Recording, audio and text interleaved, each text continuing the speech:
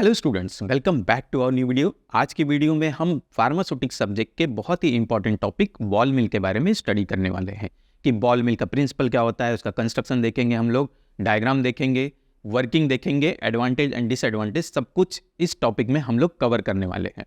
तो पूरा video last तक जरूर देखना स्टूडेंट्स, ठीक है। तो बॉल मिल क्या होता है? बॉल मिल जैसा नाम से समझ में आ रहा है कि एक तरीके का मिल है, यानी कि मिल्स है, यानी मशीन है जो ग्राइंडिंग पर्पस के लिए या फिर साइज रिड्यूस करने के लिए यूज़ होता है, ठीक है। यानी कि हमारे पास अगर कोई मटेरियल है फार्मास्यूटिक्स में, फार्मास्यूटिकल प्रिपरेशन बनाने में, उसको हमें साइज रिड्यूस करना है, उसको स्मॉलर साइज में कन्वर्ट करना है, ठीक है। तो हम लोग बॉल मिल्स को यूज कर सकते हैं।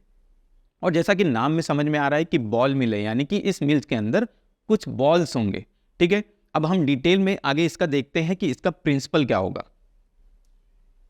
तो स्टूडेंट्स, प्रिंसिपल होता है बॉल मिल का इंपैक्ट एंड एट्रिशन, यानी कि ball mill impact and attrition दोनों के कंबाइन प्रिंसिपल पे वर्क करता है। तो इंपैक्ट क्या होता है? Impact is forceful collision between grinding media and material. So students, impact में फोर्सफुल कोलिजन होता है ग्राइंडिंग मीडिया एंड मटेरियल के बीच में, यानी कि ग्राइंडिंग मीडिया यहाँ पे क्या होगा? बॉल्स होंगे, स्टील बॉल होंगे, एंड मटेरियल जिसका हमें साइज रिड्यूस करना है, उन दोनों का फोर्सफुल जब कोलिजन होगा तो उससे वजह से क्या होगा? साइज का रिडक्शन होगा और साइज स्मॉलर साइज में कन्वर्ट हो जाएंगे, यानी कि मटेरियल जो है वो स्मॉलर साइज में कन्वर्ट हो जाएगा। एंड एट्रिशन प्रिंसिपल भी लगता है इसमें। तो एट्रिशन कहाँ पे होता है? एट्रिशन होता है gradual wearing down due to friction, यानी कि मटेरियल जब दो बॉल्स के बीच में आएगा और उसके बाद उसका पिसेगा, वो एक तरीके से घर्षण होगा, तो वियर एंड टीयर होगा, उसकी वजह से क्या होगा? अपना जो मटेरियल है उसका साइज रिड्यूस होगा, ठीक है स्टूडेंट्स। तो अभी आपको समझ में आ गया होगा कि बॉल मिल का प्रिंसिपल क्या है। बॉल मिल का प्रिंसिपल है इंपैक्ट एंड एट्रिशन। इंपैक्ट क्या होता है? इंपैक्ट होता है forceful collision between grinding media, यानी कि बॉल्स एंड मटेरियल के बीच में, and attrition gradual wearing down due to friction, जब बॉल आपस में घिसते हैं तो उसकी वजह से साइज रिड्यूस होगा मटेरियल का, ठीक है स्टूडेंट्स। तो आगे हम लोग बढ़ते हैं और देखते हैं कि बॉल मिल का डायग्राम क्या होता है। तो सिंपल सा डायग्राम है, एक यहाँ पे हॉलो चैम्बर है जो मेटालिक फ्रेम पे माउंट किया हुआ है, ठीक है, और वो अलग अलग स्पीड पे रोटेट कर सकता है। अब अगर हम लोग कंस्ट्रक्शन को डिटेल में देखें तो फर्स्ट पॉइंट है कंस्ट्रक्शन का, it consist of a hollow cylinder rotating on its axis, यानी कि इस एक्सिस पे जिस पे माउंट किया हुआ है वो रोटेट कर सकता है, ठीक है। एंड हॉलो सिलेंडर होता है, यानी कि उसके अंदर जगह होती है। तो अब उस जगह के अंदर हम लोग क्या फील कर सकते हैं? हम उसके अंदर फील कर सकते हैं बॉल्स और मटेरियल जिसका हमें साइज रिड्यूस करना है।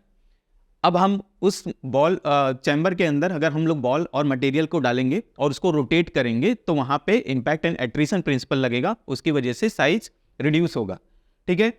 तो cylinder has ball that kept on its at a constant wait.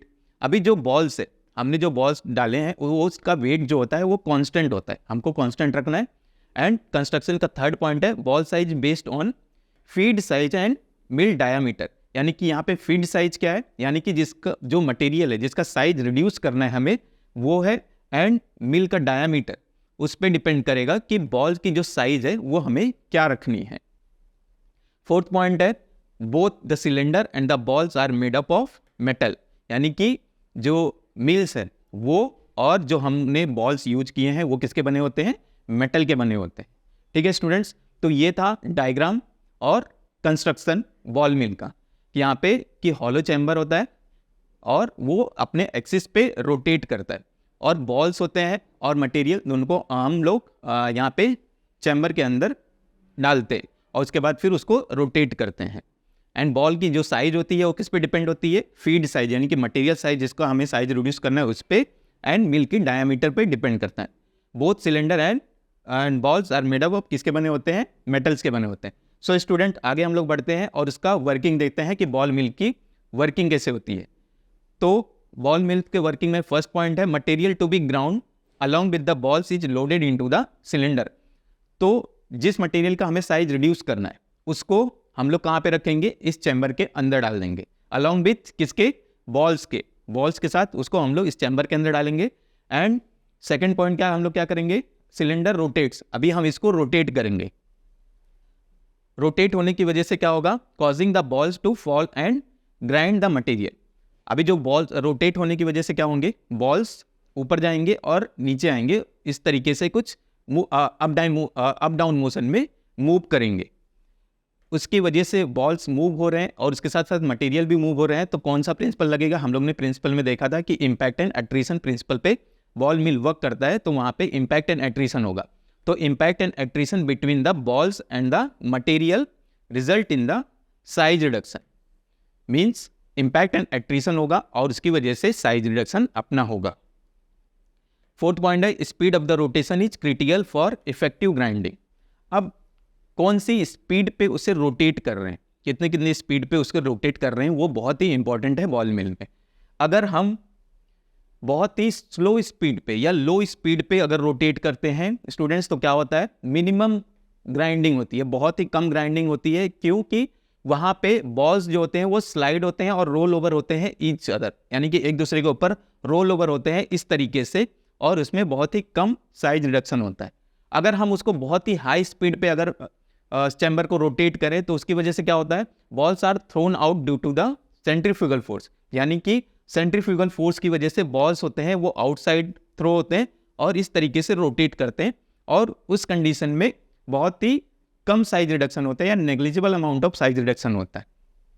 But optimum speed पे क्या होता है, एंड 2/3 स्पीड पे, यानी कि करेक्ट स्पीड जो बॉल मिल की है, अगर उस पर हम लोग रोटेट करते हैं तो उससे क्या होता है, centrifugal force carries balls almost two the top facilitating maximum size reduction, यानी कि सेंट्रीफ्यूगल फोर्स 2/3 स्पीड पे भी होगा, बट लेकिन सेंट्रीफ्यूगल फोर्स इतना ही लगेगा कि वो ऊपर तक लेकर जाएगा और उसके बाद फिर बॉल्स जो होंगे वो फॉल डाउन हो जाएंगे। ठीक है, तो फैसिलिटिंग मैक्सिमम साइज रिडक्शन। और इस केस में क्या होगा, यहाँ पे क्या होगा, बॉल्स जब ऊपर जाएंगे और फॉल डाउन होंगे, यानी कि इम्पैक्ट होगा, और इम्पैक्ट के साथ साथ जब बॉल्स और मटेरियल, दो बॉल्स के बीच में जब मटेरियल आएगा तो वहां पे क्या होगा, एट्रीशन होगा। जैसे हम लोग ने प्रिंसिपल में देखा था, तो दोनों प्रिंसिपल यहाँ पे 2/3 स्पीड पे लगता है बॉल मिल में, इसके लिए मैक्सिमम साइज रिडक्शन जो होता है वो 2/3 स्पीड पे होता है। ठीक है स्टूडेंट्स, तो यहाँ पे पॉइंट लिखा हुआ है, impact of particles between the balls and attrition between the balls contributes to grinding, यानी कि इम्पैक्ट एंड एट्रीशन दोनों अकर्स हो रहा है बॉल मिल में 2/3 स्पीड पे, यानी कि करेक्ट स्पीड पे, इसके लिए मैक्सिमम साइज रिडक्शन होता है। आई होप स्टूडेंट्स आपको वर्किंग समझ में आया होगा कि एट लो स्पीड पे, हाई स्पीड पे and optimum speed, correct speed पे इस तरीके से साइज रिडक्शन बॉल मिल में होता है। तो स्टूडेंट्स ये था वर्किंग ऑफ बॉल मिल। आगे हम लोग देखते हैं कि उसका एडवांटेज एंड डिसएडवांटेज क्या होता है बॉल मिल का। तो एडवांटेज क्या होता है, एफिशिएंट साइज रिडक्शन हम लोग कर सकते हैं and can be use for both wet and dry grinding, यानी कि साइज रिड्यूस करने के लिए हम लोग वेट और ड्राई मटेरियल दोनों का हम लोग बॉल मिल यूज कर सकते हैं। डिसएडवांटेज ऑफ बॉल मिल क्या है, हाई एनर्जी कंजप्शन, बहुत ही ज़्यादा एनर्जी लगती है यहाँ पे ऑपरेट करने के लिए बॉल मिल को, और wear off ball requires regular maintenance, यानी कि जब बॉल्स आपस में टकराते हैं उसकी वजह से कुछ चीज़ें उसके बॉल के मटेरियल के प्रोडक्ट में आ सकते हैं। ठीक है, उसकी वजह से जो वियर एंड टीयर हो रहा है तो उसके लिए रेगुलर मेंटेनेंस करने की ज़रूरत पड़ती है बॉल मिल को। सो स्टूडेंट्स, ये था बॉल मिल्स, जिसमें हम लोग ने देखा कि बॉल मिल किसके लिए यूज़ होता है, साइज रिडक्शन करने के लिए, यानी कि मिलिंग के लिए यूज़ होता है, यानी कि मटेरियल अगर हमारे पास है उसका साइज रिड्यूस करना है तो हम लोग बॉल मिल का यूज कर सकते हैं। बॉल मिल का हमने प्रिंसिपल देखा, तो प्रिंसिपल क्या था, इम्पैक्ट एंड एट्रीशन प्रिंसिपल पे बॉल मिल वर्क करता है। हमने डायग्राम देखा कि हॉलो चैम्बर होता है, अपने एक्सिस पे रोटेट करता है, और उसके बाद फिर हम लोग उसके अंदर बॉल्स होते हैं, मेटल के बने हो सकते हैं। ठीक है, और उसके अंदर हम लोग को जो साइज रिड्यूस करना है जिस मटेरियल का, उसके अंदर डालते हैं और उसको रोटेट करते हैं। डिफरेंट स्पीड हो सकती है रोटेट करने की, एंड लो स्पीड पे क्या होता है, हाई स्पीड पे क्या होता है, एंड करेक्ट स्पीड 2/3 स्पीड पे जब हम रोटेट करते हैं तो क्या क्या चीज़ें होती हैं और कैसे साइज रिडक्शन होता है इम्पैक्ट एंड एट्रीशन की वजह से हमने डिटेल में देखा। और उसके साथ साथ हमने एडवांटेज एंड डिसएडवांटेज भी देखा कि बॉल मिल का एडवांटेज एंड डिसएडवांटेज क्या है। सो स्टूडेंट्स, आई होप आपको ये वीडियो इन्फॉर्मेटिव लगा होगा, और ऐसे ही और वीडियो देखने के लिए चैनल को सब्सक्राइब करें। Thank you.